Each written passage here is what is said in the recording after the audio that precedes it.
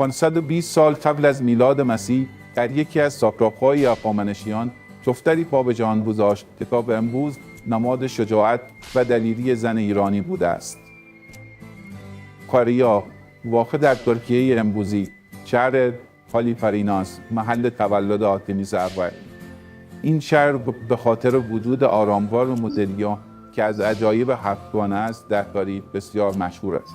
البته یکی دیگر از شرفای شهر به خاطر وجود اشخاص تاریخ‌سازی مانند آرتمیس اول و هرودوت تاریخ‌نگار مشهور یونانی است. آنطور که نوشتند آرتمیس دختری زیبا و جذاب و در عین حال قوی و شجاع بود.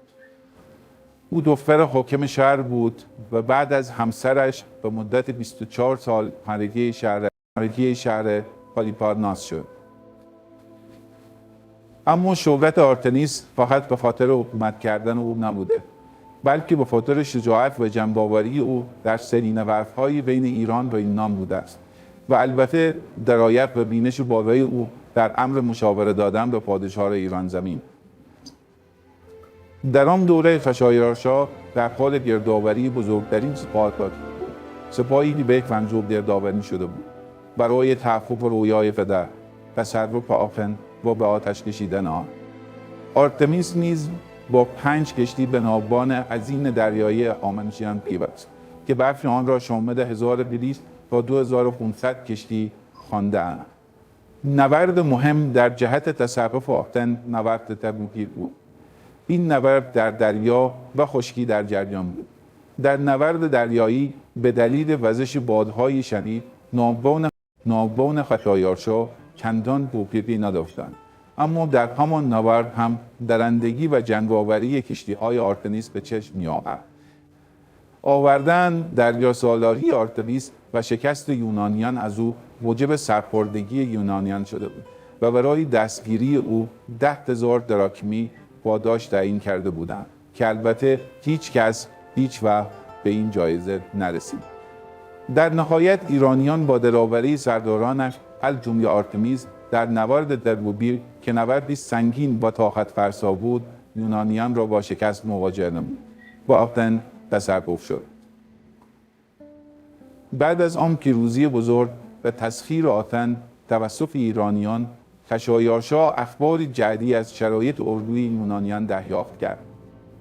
او نظر فرماندهان نظامیش را برای یک درگیری دریایی در منطقه سالامی پرسید تا کار یونانیان را یکسره کنند.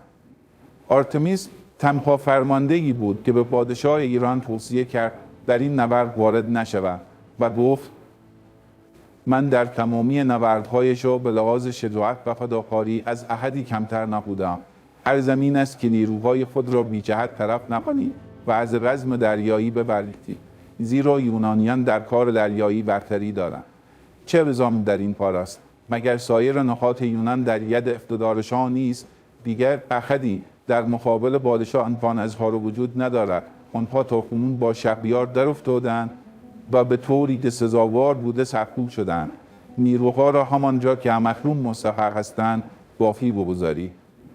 اما در نهایت پادشاه یونان تصمیم گرفت به نظر جمع عمل کند، اما خود او در نبرد وجود نداشته باشد و فقط نظاره‌گر نبرد باشد و این چنین نبرد سالامی شروع شد.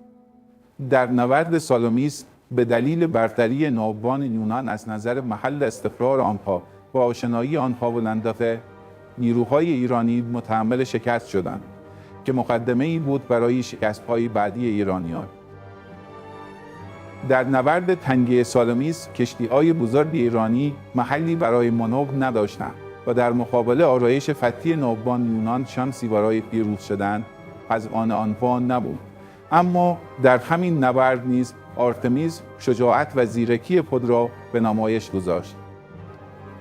هرودوت می‌نویسد در شرایطی از این نبرد که آرتمیس در تنگنا قرار گرفته بود و کشتی‌های یونانی در تعقیب او بودند، او یک کشتی از ناوبان خود را عفو کرد. یونانی‌ها فکر کردند کشتی آرتمیس کشتی یونانی است، ایرانیان را مورد حمله قرار داده است و او را رها کردند و از طرفی خشایارشا که ناظر نبرد بود فکر کرد کشتی غرق شده کشتی یونانی است. آرتمیس از این طناب به سرآمد جان به در برد و جمله معروفی از خشایارشا در آن زمان به ثبت رسیده است: مردان مانند زنان مبارزه می‌کنند و زنان هم مانند مردان.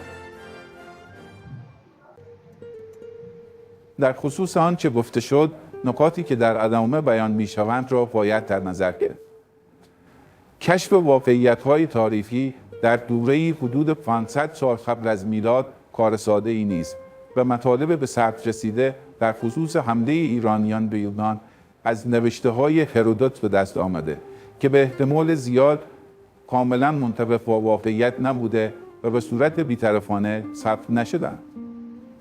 از طرفی هرودوت و آرتمیس بلدانی باستانی را پیدا کردند که به احتمال زیاد هدیه خشایارشا به آرتمیس به پاس شجاعت‌ها و دلاوری‌های او بوده است.